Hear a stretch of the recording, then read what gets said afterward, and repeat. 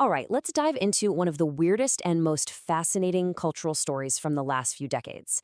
We're talking about the intense and, let's be honest, kind of bizarre love affair between American college students and some of the most difficult, most abstract French philosophy ever put to paper. And this quote from Emily Eakin it nails it, doesn't it? For a whole generation, these French thinkers weren't just names in a textbook. They were part of your identity. It was personal. It was a rite of passage. And looking back, it seems absolutely wild. So that's the big question we're tackling. This wasn't just about getting an A.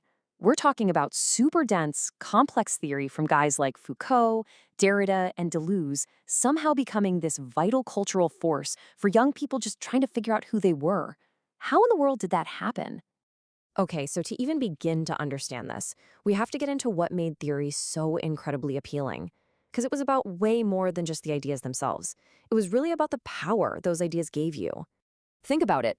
In these hyper-competitive university settings, theory became a secret weapon. If you could master this difficult language, you had an edge. It gave you this incredible intellectual confidence, a way to feel special, and a powerful set of tools to just tear apart traditional books and ideas. It made you feel smart, and it made you feel smart fast. And here's the crazy part. Even though the philosophy was mind-bendingly dense, some of its uses offered what you could almost call a shortcut to sounding brilliant. And the big one was the practice of deconstruction. Listen to this quote from the scholar Peter Brooks, because it's so revealing. Deconstruction basically lets students skip over all the traditional stuff, like historical context or the author's biography, and jump straight to finding contradictions and holes in a text.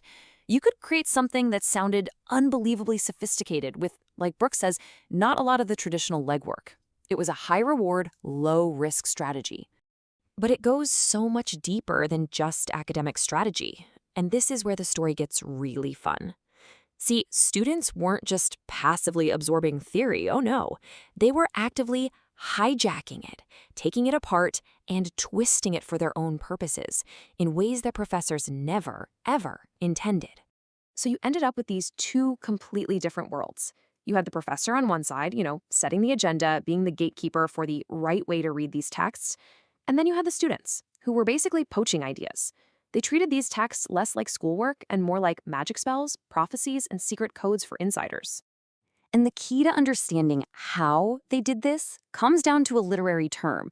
It sounds a little fancy, I know, but stick with me, because it's the secret logic behind this whole thing. The word is parataxis. What is parataxis?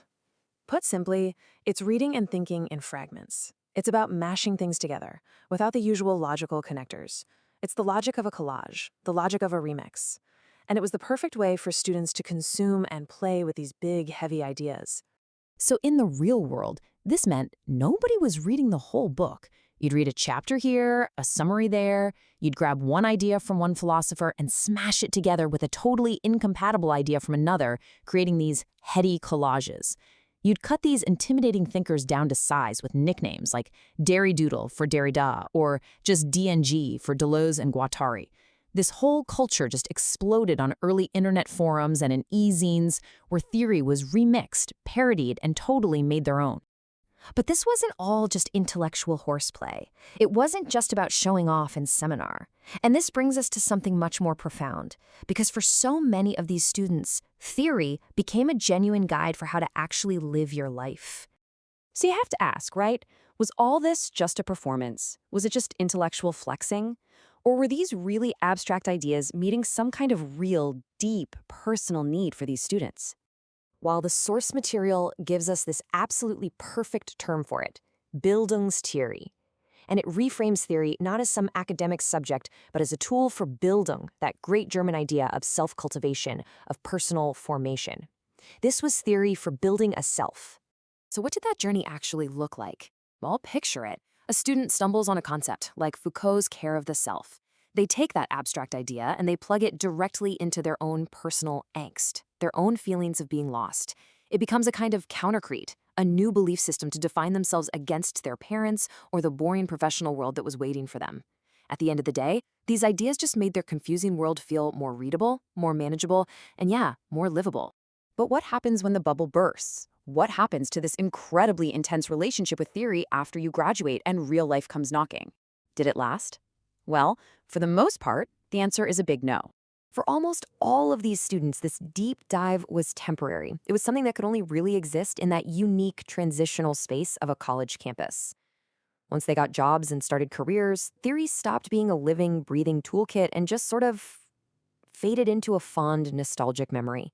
And this whole process led to something the source calls the privatization of knowledge. It's a great phrase. It means that the shared, communal, often rebellious experience of theory on campus, it retreated. It became a private, individual thing you'd use to justify your later life choices, like a little bit of intellectual seasoning for your career, but not a shared practice anymore.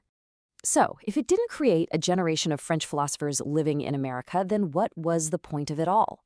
What was the real lasting impact of this whole phenomenon?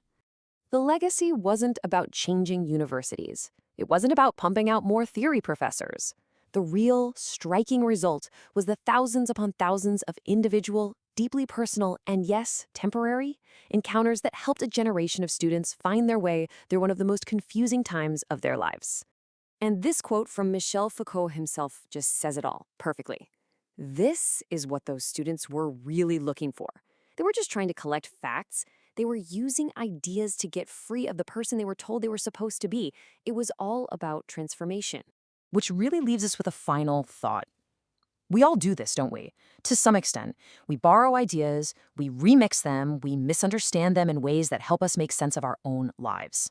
So the question is, what ideas, from philosophy, from a movie, from anywhere, have you poached to build and understand your own world?